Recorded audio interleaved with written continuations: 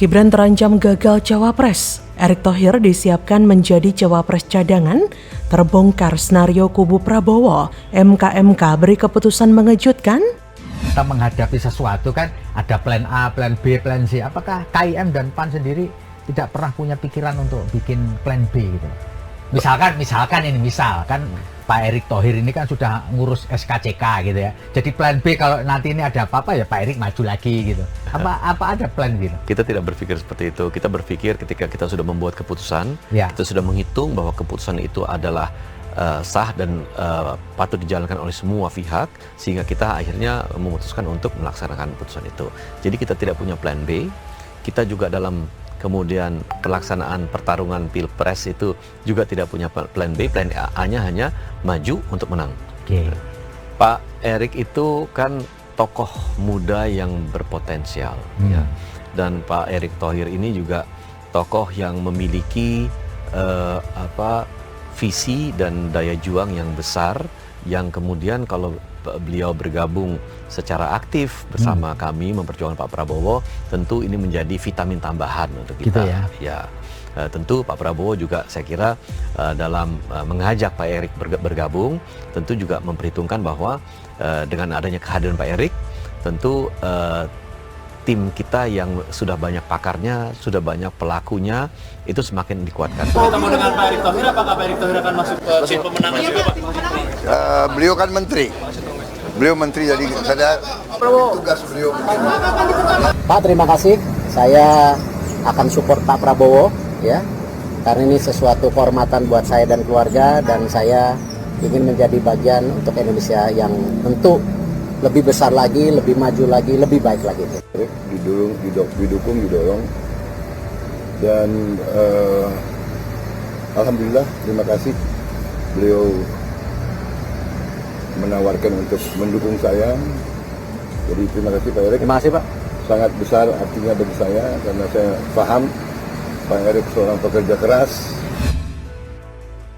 Halo, selamat datang di channel Redaksi Jurnal bersama JJ. Seperti dilansir Kompas.com, bakal calon Presiden Koalisi Indonesia Maju (KIM) Prabowo Subianto tidak memilih Menteri BUMN Erick Thohir dalam tim pemenangannya di Pilpres 2024. Status Erick sebagai menteri menjadi alasan untuk tidak membawa serta Erick dalam tim pemenangan tersebut. Meski demikian, Prabowo yakin bahwasannya Erick tetap akan mendukungnya sebagai baca pres. Kata Prabowo pada Sabtu 4 November, beliau kan menteri, jadi tugas beliau mungkin begitu. Jadi mungkin tidak boleh aktif di pemenangan, tapi kan sudah ada statement di depan pers.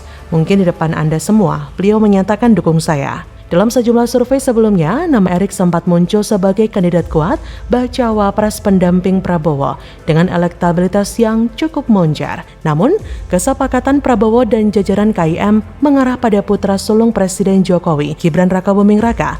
Gibran dipilih sebagai cawapres pendamping Prabowo di Pilpres 2024. Sebelumnya, Prabowo juga sempat bertandang ke kediaman Erick Thohir dan dijamu makan siang oleh Ketum PSSI itu Selasa 31 Oktober.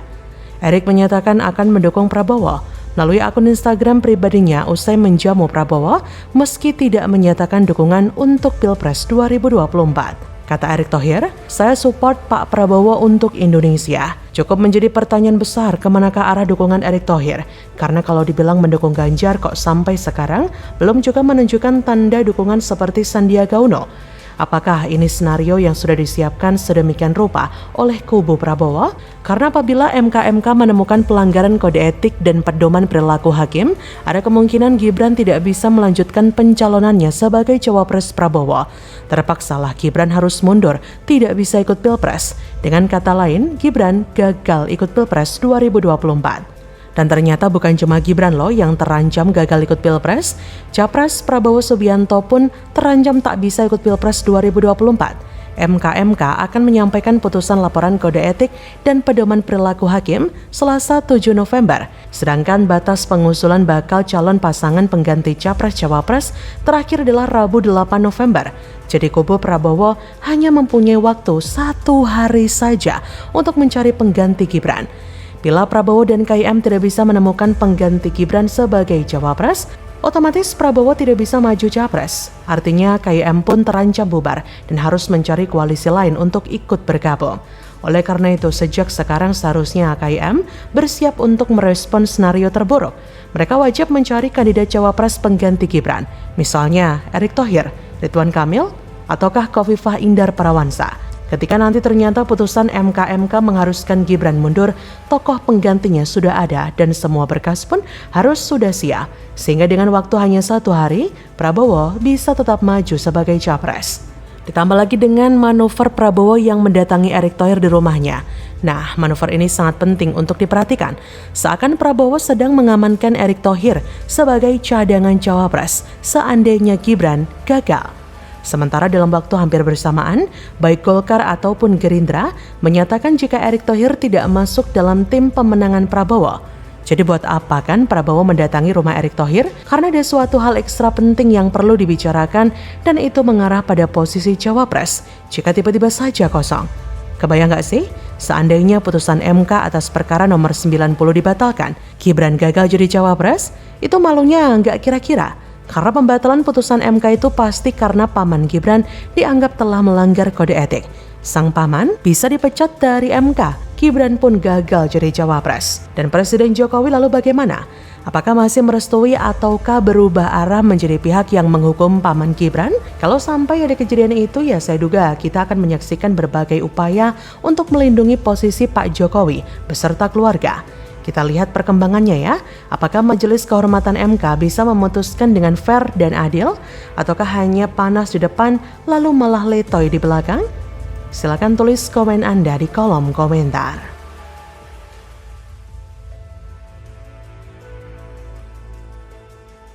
Yes.